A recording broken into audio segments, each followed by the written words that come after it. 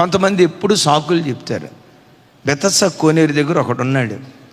అరే 35 సంవత్సరాలు బట్టి ఇక్కడ ఉన్నానన్నావు, మరి ఎందుకు స్వస్థపడలేదంటే ఏం చెప్పాడు తెలుసా? నన్ను దించడానికి ఎవరూ తీసుకెళ్ళలేదయ్యా, అక్కడ నేను దిగుదాం అనుకునే లోపు ఇంకొకటి దిగాడు అన్నాడు. అంటే ఎన్ని సంవత్సరాలు బట్టి ఎదురు చూస్తున్నాడు? 38 సంవత్సరాలు బట్టి వాళ్ళు దించుతారు వీళ్ళు దించుతారని వాళ్ళ కోసం వీళ్ళ కోసం ఎదురు చూశాడు 38 సంవత్సరాలు. నేను అంటా, ఒరే అబ్బాయి, వాళ్ళ కోసం వీళ్ళ కోసం ఎదురు చూడకుండా 38 సంవత్సరాలు బట్టి ఉన్నా కదా, రోజు కొంచెం అటు జరుగుతూ వెళ్ళొచ్చుగా. కొంతమంది జీవితకాలం బెతస్సా కోనేరు దగ్గర ఆ రోగిష్ఠుడు ఉన్నట్టుంటారు. సంగమా, నిన్నెవరో మండించడం కాదు, ఒక్కసారి ప్రభు చేత నువ్వు మండించిన తర్వాత దేవుని చేత మండించబడిన ఆ దీపం నిరంతరము మండుతూ నీవే సంఘములో వేల కొలదిని మండించేవాడిగా నువ్వు మారాలి, వేల కొలదిని వెలిగించేవాడిగా నువ్వు మారాలి. అలా నిరంతరము ప్రభు కొరకు ప్రకాశించే జ్యోతులుగా మన ఒక్కొక్కరిని ప్రభు బలపరచునుగాక.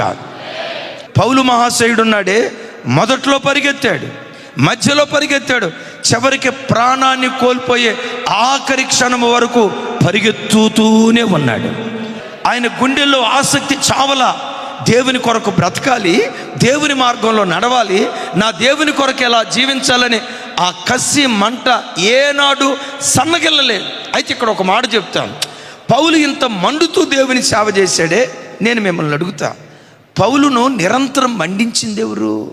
నేను అడుగుతా, పౌలా, ప్రారంభంలో పరిగెత్తావు కదా, సరే పరిగెత్తే కార్యక్రమంలో రోజు చదివే బైబిలే కదా, రోజు చెప్పే వాక్యమే కదా, రోజు చేసే ప్రార్థనే కదా, రోజు ప్రార్థన చేసే దేవుడే కదా, నీకు కొంచెమైనా ఆసక్తి సన్నగిల్లలేదా? నో. ఆసక్తి విషయంలో నేను మాంద్యుడిని కాలేదు, ఎప్పటికీ ఆసక్తి పరున్నై ఉన్నాను. మంచిదయ్యా, మీ మాటలు నాకు అర్థమైనవి. ఇంతకీ మిమ్మల్ని ఇన్స్పైర్ చేసింది ఎవరు?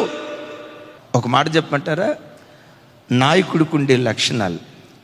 ఒక్కసారి ప్రభు చేత మండించబడిన తర్వాత తానే భవిష్యత్ కాలంలో అనేకులను మండించే మార్గదర్శిగా మారిపోతాడు.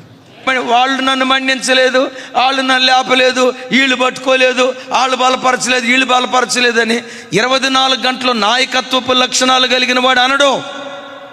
ఓ నాయకత్వపు లక్షణాలు కలిగిన వాడు, ఓ టార్చ్ బేరర్గా నిలవబడాలని ఆశపడిన వాడు ఎవరో నన్ను మండించాలని ఎవరి కొరకో ఎదురు చూడ్డు.